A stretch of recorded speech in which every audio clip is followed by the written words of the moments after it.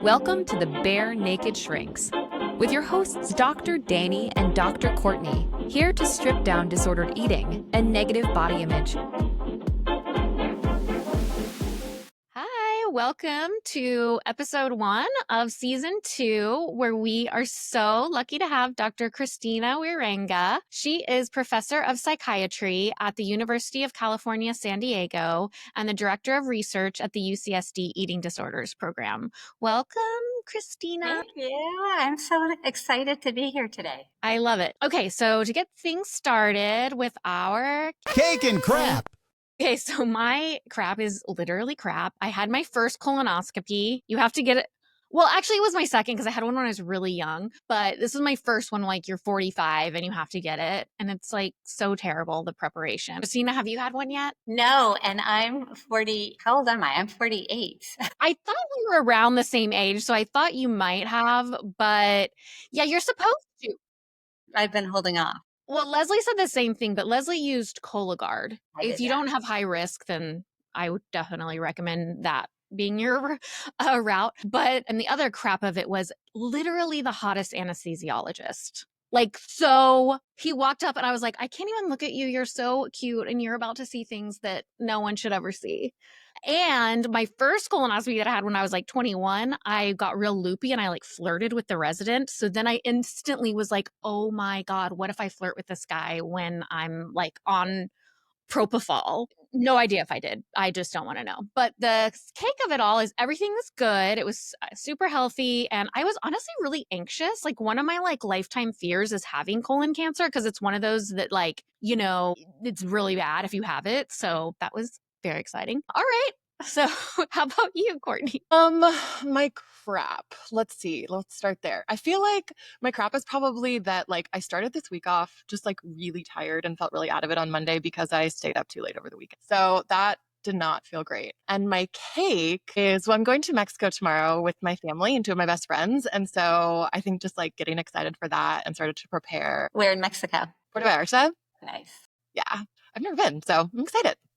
Christina, what about you? You know, my crap is really sad. So I'm an aunt to a puppy, to a French bulldog, and she broke her leg this week. And when they took her to the doctor, she has bone cancer. So they had to amputate her leg. And my friend and I are picking her up from the hospital today. So the good news is she's doing great and she's already hopping around, but yeah, pretty crappy. Has it spread? They don't know. They're going to send the lymph node and I guess specimens to the lab to tell. They don't think so. My Humphrey, my golden, had osteosarcoma and we did radiation and he lived like another year and he was already like 10. So it was good. And he didn't have any surgery. I could have gone more intense. So hopefully it's good that he broke his leg and that's like, they found it early. Yep, right. And that it's all contained. And my cake, you know, I'm a huge college sports fan and it's March Madness. And my team, the Florida Gators, made it to the Final Four. So that's what I'll be doing tomorrow is watching some basketball. I didn't know you were a sports fan. Okay, so our activity that we are going to do is Never Have I Ever, therapist version. Never Have I Ever, Shrink Edition. God, this is fun. Okay. Never have I ever forgotten a client's name during a session. I have. I haven't. I have like briefly been like had announced names. What I have done is when I'm working with families and like meeting a child or something, I'll forget the parents' names when they introduce me. But then you can just say like mom or dad or whatever. And this one is kind of, I guess, depending on your style as a therapist. Never have I ever used my own life experiences as an example in therapy. Oh, I have, definitely. Yeah, I have. I do self-disclosure all the time. Yeah, DBT therapist, of course. What about you, Christina? Yeah. Yeah, I have too. Yeah. And sometimes it's really helpful. 100%. Never have I ever fallen asleep during a therapy session. No, very close. Same. I haven't, very but close. Especially when I was pregnant, it was brutal. That sounds rough. Yeah. Christina, you have not. I have not. I've had patients almost fall asleep. Same. Yeah. I don't know what that says about me, but I've had that happen. Never have I ever used a pop culture reference to explain a concept or a skill or something. Obviously, I have. Yeah, You same. did this week. Therapist. Yeah, DBT therapist. We use pop culture all the time. Okay, let's give an example. Christina, what did you use? Well, and I don't even know how pop culture this is, but do you know Adam Grant? And Oh, yeah. he is a IO psychologist, so he's like pop culture psychology, but he wrote Think Again, and he's really inspirational. And so my patient had an epiphany this week, and she told me about it, and I said, "Well, how did it make you feel?" And she said, "I felt so relieved." And I said, "Oh, well, that's just like what Adam Grant was saying about like this very famous other person in the field who, when he learned that he was wrong, it actually was liberating because it meant that he could learn something new." And so I just love that perspective. And my patient was like, "Oh, that makes so much sense." So I guess it's sort of obscure pop culture. It's not Chapel Roan or something. Right. But this wasn't the patient who's an adult. I just did one this week too, but it's not really like a skill. It was more like it was validating one of my patients. She and her partner are moving in together, and she's an introvert, as most of my patients are. And she was like, "I just need a minute when I get home to like be by myself and not have like, how's your day, la, la, la, la, la." And I was like, "Oh my gosh, do you remember that Sex in the City episode where Carrie and Aiden are living together?" And she is like, "Oh my God, hey, when I get home, he's, where you been? What you been doing? Who you been seeing?" And she's like, "I just need a minute." And I was like, clearly a lot of people have that. So it's fine to need that. Okay. Never have I ever wished I could psychoanalyze someone at a party. Oh, obviously. I mean, it just kind of happens naturally. So funny. This next question, I don't know why. So this next kind of question kind of is related. Never have I ever played psychologist with a significant other during a conflict. Constantly. It's really hard not to, right? It's our default. Yeah. My brain is weird. See, I am the opposite. I, in my real life, am like hat off. Like, honestly, Matt and I, when we're fighting, he'll be like, "Really? Is this how you talk to your patients?" And I'm like, "Absolutely not." And so he's like, Can you talk to me like you would talk to a patient in this situation?" And then I do. And then our fight is like very easily resolved. It's so interesting. Like I like leave work and I'm like, now I don't know, chaotic Danny. I have no desire to do that in real life. You compartmentalize, baby. I don't feel like I like have a desire to do that. It's It's just just like, natural. well, as a DBT therapist, those skills are just like life skills. Like I feel like DBT is my personality, is how I move through the world. So I think it's hard for me to separate all of that from just the individual that I am. Obviously, Yeah. I'm like still chaotic and loud and obnoxious all the time, but I still, yeah. And I'm more of like an attachment oriented and like probably more psychodynamic. And so therefore, if you did do that in your relationships, that's kind of weird, you know? Yeah, exactly. So maybe it's just different therapeutic style, right? Because I like teach interpersonal effectiveness skills. I teach how to validate, I teach mindfulness of others. So like, I think I just like, those are just so ingrained in like how I tend to operate, especially during conflict. Totally, totally. Well, I think that is all I have for now. So now let's get into the educational portion of the day where Dr. Christina is going to talk to us about neurobiology and eating disorders and temperament. Runaway.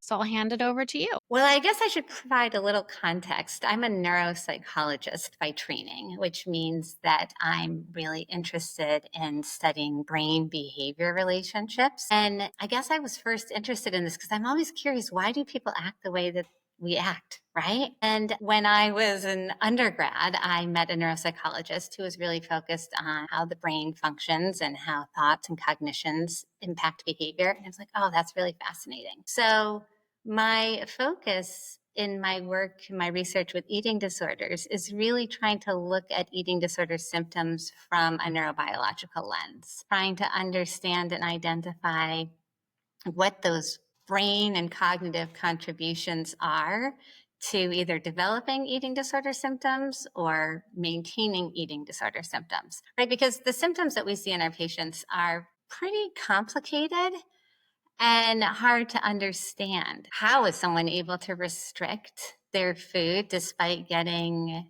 physiological signals that they're hungry, and how do you override those signals in order to prevent yourself from eating because maybe weight loss is the bigger goal, and how do you suppress those immediate urges, or how do you what contributes to somebody having a sense of loss of control when they're binge eating. And so these are the questions that have sort of driven my research and trying to understand what the brain basis is so that we can identify mechanisms so that we can develop better treatments. So the whole goal of what my research focuses on is really trying to understand the brain mechanisms that drive disordered eating behavior so that we have actionable targets of treatment.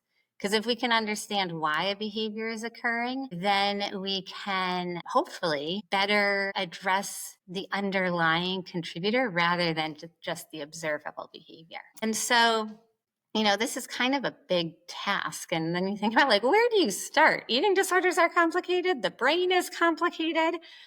And there are different perspectives. One perspective is really starting what they call bottom up. So start with the lowest level processing that might drive motivation to eat or motivation not to eat. So things like basic reward processing, taste processing. The other perspective is taking what they call a top-down perspective.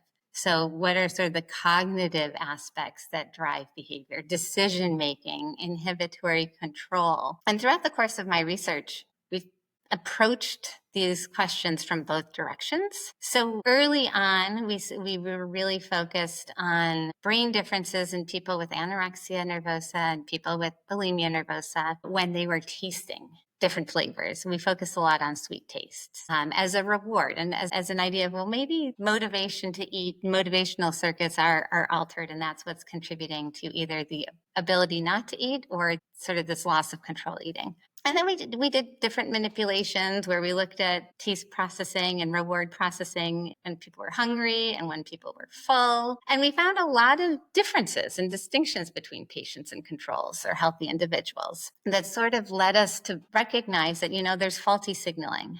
And then we were interested in looking at rewards other than taste. So looking at things like money and things that are not disorder related, right? Because a lot of times if you're looking at a disorder specific response, maybe you're looking at more than what you think you're looking at because you're bringing in cognitions from the disorder. And so, we've just sort of done this expansive work over the last decade. But as we were doing this work, and we would bring these results back to our patients, because one of the great things about working at UCSD in the Eating Disorders Clinic is that our research suite is right down the hall from the clinic.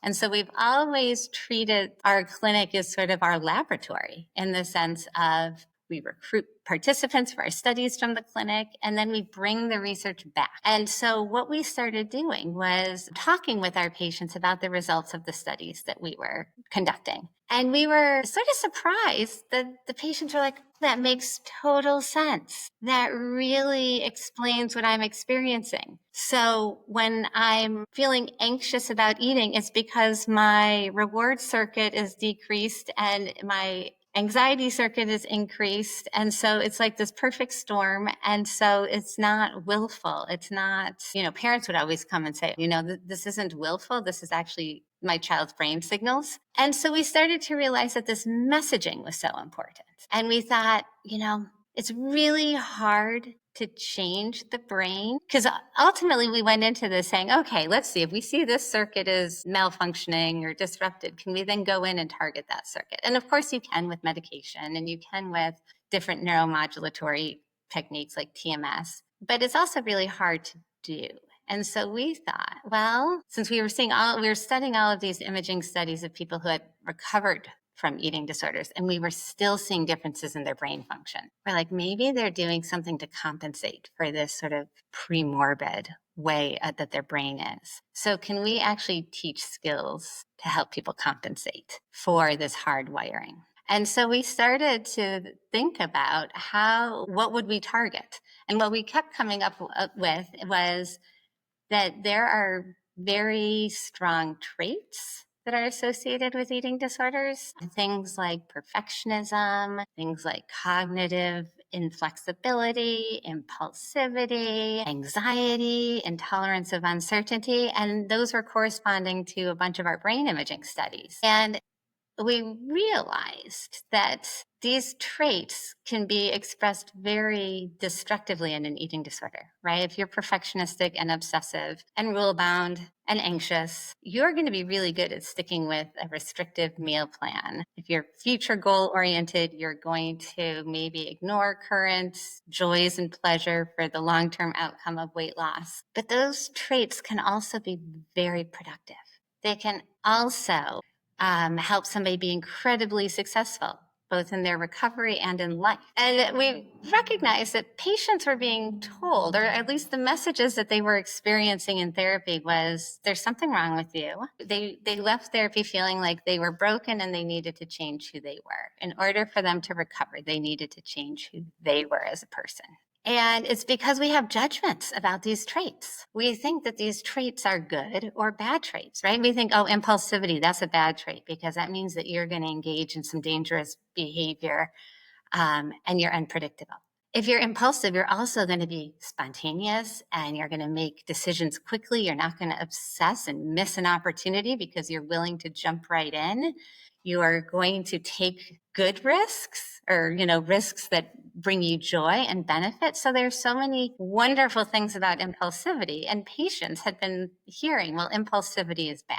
Impulsivity is a risk factor for all of these different behaviors. And so they were feeling like, gosh, if I'm going to recover from my eating disorder, I have to change who I am.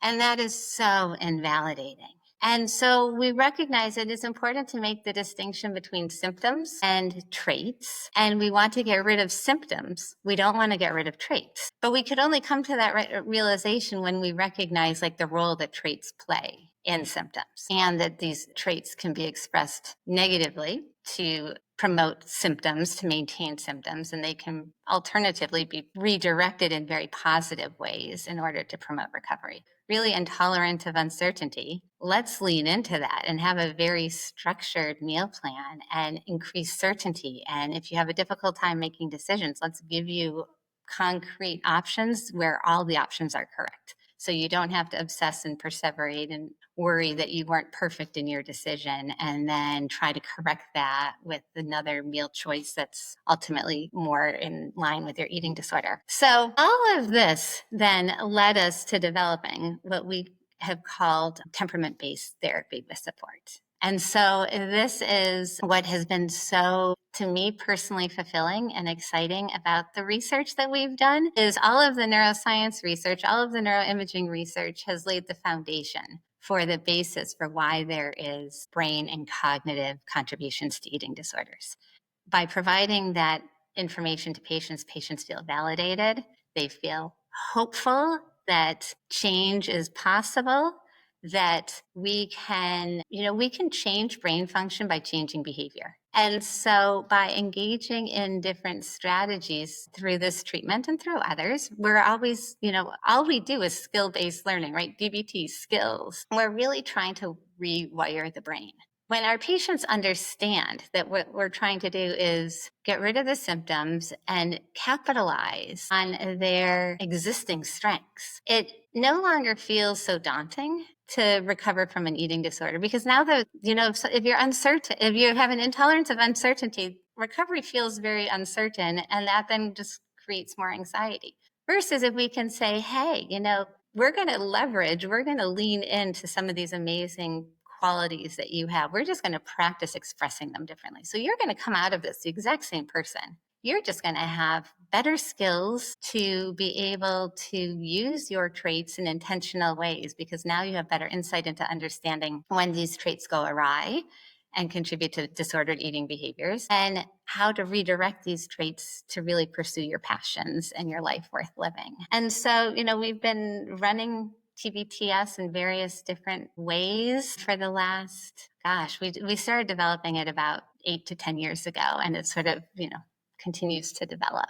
But it's just something, that I'm really excited about and passionate about, because it is a combination, or the kind of integration of the hardcore neuroscience research and then bringing it to a more accessible, digestible way and implementing it into treatment. Love that because it's like, I mean, I love neurobiology stuff too, but it's like, well, what do you do with that? And you and Laura Hill, right, have kind of, this is not a word, but like concretized the neurobiology into applicable skills. And it's is so validating, like I'm an impulsive person, shocker, but you have to think like, well, that served an evolutionary purpose. Like my ancestors, the Scottish clansmen from the Highlands survived because they were like, let's do this. Let's fight this battle. And you know what I mean? And like the people who came to America were big risk takers, people like pioneers. And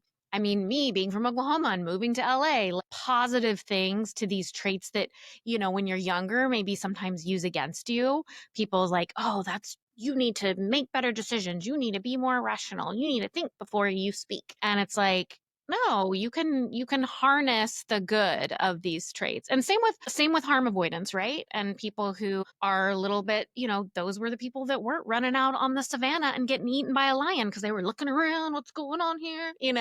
So I love it. It's super validating. I wonder, yeah, I think it is super validating. And I know that like talking through the neuroscience with patients, often they feel that is very validating. And I think it's like such a cool experience to be talking with them about it and like see their eyes wide and being like, oh my gosh, this makes so much sense. And I think it removes a lot of shame around feeling, yeah, like they're willful or they can't control themselves or something like that. Christina, I'm wondering if you could give us some examples of things that you do in TBTS that target the traits that you're talking about. Absolutely. Yeah. So Laura Hill is just a master clinician, and she, not being a neuroscientist, is such an amazing person to work with on this project because she translates the neuroscience into common day regular language and helps make it much more understandable. And so what she actually created was this trait profile checklist where it lists a lot of the traits that have been identified in research as being more common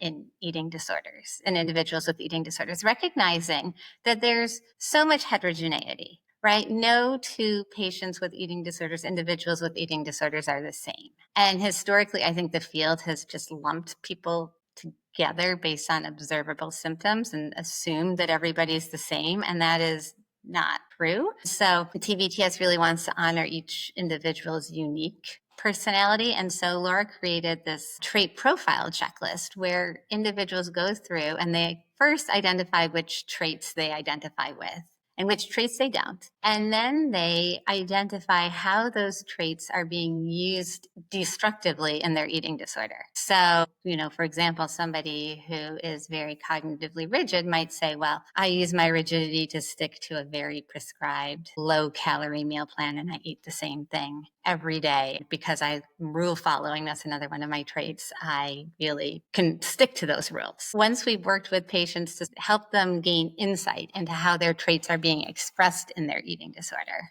then we start thinking about and working with them on how those traits can be redirected. So if somebody really prefers rules, well, let's do what we typically do in treatment, but now we have a rationale for why it works. Let's create a very structured plan that actually is meeting caloric sufficiency, that is aligned with nutritional goals, that is certain so that there's no lack of clarity that's going to increase anxiety unnecessarily.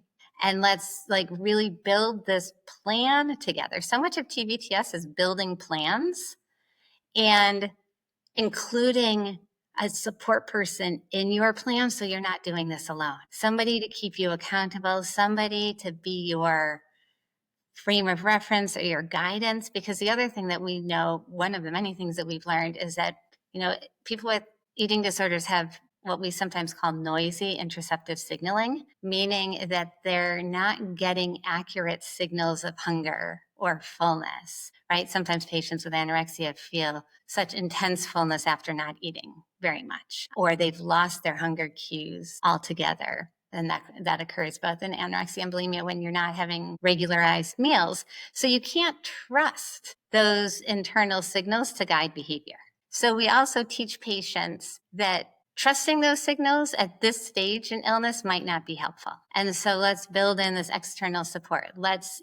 Even if you're an adult, we all need support at all ages. Identify that person that can be your person and that can help you follow through with your plan. If you've committed to your meal plan, and does your parent, your parent needs to know what it is if you're an adult, or your partner or your best friend, and can they keep you accountable in a way that works for you? The other thing about TBTS is it's very client-led. The client is the expert, right? They know their experience better than anybody else. So TBTS really honors that and helps them generate their own solutions, right? As therapists, we're taught to be the experts and we're taught to offer all of the advice, but TBTS kind of flips that on its head and works with the patients to be the expert so they can develop a solution that is actually going to be implementable and that's trait aligned. We talk a lot about trait congruent behaviors. They need to come up with the solution because they know what's going to work. So, whatever the target behavior is, if it's purging, if it's binge eating, whatever it is, we will sort of focus on how their traits are promoting that behavior and how we can redirect that. Is the trait list like proprietary, or is it available? Like, could we put it on our website for people to take? Because I think that would be fun for people to look at and kind of see what categories they might fall into. Even people without eating disorders, because our traits lead us to do healthy and unhealthy things, whether you have an eating disorder or not. And then I have a question too with patients who are have difficulty with uncertainty. I feel like I do an okay time with the certain meal plan stuff. What gets more difficult is the esoteric uncertainty of weight gain and your body changing, because that isn't something they're doing necessarily. Is there something that TBTS has to say about that? Yeah, that is such a good question because it is such a real experience for any patient with anorexia that's undergoing weight restoration. And there's also this debate between management versus change. So, TBTS started from the perspective of let's manage these traits. And there's always room for change. And there's also developmental considerations, right? So somebody that's younger, we actually want to try to promote more change versus management. And so sometimes when it comes to like the intolerance of the uncertainty of what your body might look like going through treatment, it's not focusing on changing that uncertainty. It's validating that uncertainty is real. And let's then lean into DBT and get some anxiety, distress tolerance skills on board. Right. TBTS is actually kind of a package where it borrows a lot from DBT, and for younger people, it borrows from FBT. But yeah, it's really, this is why. This is, again, sort of like that neurobiological rationale for why these DBT distress tolerance skills are so, right? Because inherently, biologically, you are genetically and neurally wired to be intolerant of uncertainty. That's true. So let's figure out how to tolerate that distress. Well, thank you, Dr. Christina. That was so helpful. And even after working with eating disorders for so many years, I love that I learned something new today. So thank you so much. Would you now mind if we interviewed you and asked you a few questions? Of course. Interview the expert. Okay, so I feel like we always start with this one, but tell me about like where you grew up and, what your family of origin was like. Hey, so I grew up in upstate New York in Rochester, which is like, it's really more Western New York between Buffalo and Syracuse. But I always felt very aligned with New York City. I just am in love with New York City. My mom is an immigrant. So she moved to the States when she was a teenager from the Netherlands. And then on my father's side, his grandparents immigrated from the Netherlands. So there's a pretty strong Dutch culture that's been passed down in my family. What's Dutch culture? Give me some, it's like I have stereotypes of different cultures, but I don't know what's Dutch culture. I know. Well, it's sort of it's an interesting amalgamation and sort of conflict for me, I think. Because on one hand, there's this Dutch Calvinist, strong work ethic, like desire for perfectionism and working hard. And then there's the Dutch progressive, very liberal philosophies and just mindset, right? The Dutch government has always been so liberal with, taking care of their citizens. And so it's just, that has always kind of interwoven, where I feel like my family was in some regards sort of strict and in other regards very progressive. People can be very direct, and I am not direct. So there was always a lot of kind of lost in translation with my mom and me. Which I've tried to be direct, but maybe, I don't know. I'm much more. You're very diplomatic. I'm diplomatic, and she will say it like it is. So would you have any siblings? I do. I have a younger brother, although everybody thinks he's older than me. And yeah, so I guess the other interesting thing about my family is we're a family of academics. So everybody in my is a professor. Right. I'm the only science one. Everybody else is in arts and humanities. And so my brother is an amazing musician, jazz and electronic music more recently. Yeah. So they're all very artsy and creative. And then there's me. That's hardcore science. And art very much relate. I really believe that. You too. And in fact, I was an English major in college because I was always interested in just the human condition. And then I thought, well, what are you going to do for a career as an English major? I could write, but I'm not that good. You have to write a lot. You have to write a lot for research. That's true, which is one of the things that I love about research. So I was like, oh, psychology kind of checks all the boxes of its science, neuroscience, which I love, and it's writing and it's people. Well, that leads me to say, so tell me about your academic trajectory. So you went to high school in upstate New York, and then where'd you go from there? Yeah, so I went to an all-girls Catholic high school. I'm not Catholic, but I think it instilled these pro-woman beliefs early on that we can do whatever we set our mind to. And I had a very inspirational English teacher actually in high school that just got me really excited again about sort of understanding the human condition and psychological experience. So then when I was in college, I started taking some psych courses, and a clinician from the community came into the class, and he was a neuropsychologist. And the light bulbs just went off. I was like, this is what I want to do. I didn't know this was a thing. So the small school didn't have any neuropsych classes. So I did a study abroad in London. I found actually one of the New York State schools had a study abroad program. And I went to London and took all neuropsych courses. And I was like, this is it. Yeah. So, and then actually I didn't get into the eating disorders world till much later in my career. So I went to grad school for neuropsychology. I came to UCSD for neuropsychology, and I was really focused on cognitive aging and Alzheimer's. And I was also focused on cognitive rehab. So this idea of compensatory management and rewiring your brain through behavior when there was brain damage that was not going to heal. So how do you sort of work around it? So interesting. Were you at the VA at UCSD? I was at the VA for years. I was on faculty in the Department of Psychiatry for years. And then Walt Kay approached me and he said, we're starting to realize that the brain is involved in eating disorders. And I really want to grow our neuroscience program in eating disorders. So I'm looking for people that understand the brain. And I said, well, I've never worked with eating disorders. And he's like, that's okay. We can teach you. And so I was spontaneous. Well, maybe not spontaneous, but I took I thought this through a lot. For me, that was impulsive to do something totally different than what I had ever planned. I feel like you're impulsive. So there was a lot of deliberation. There was a lot of obsessing and angst about, at this point in my career, do I jump ship and do something different? But I just saw so much more hope in having an impact in eating disorders than having an impact in Alzheimer's. And I love working with, young adults and youth, and I love working with women. And so I just thought, well, this is so value aligned. Let me give it a chance. And what year was that? Because I feel like I was maybe a postdoc when you started, right?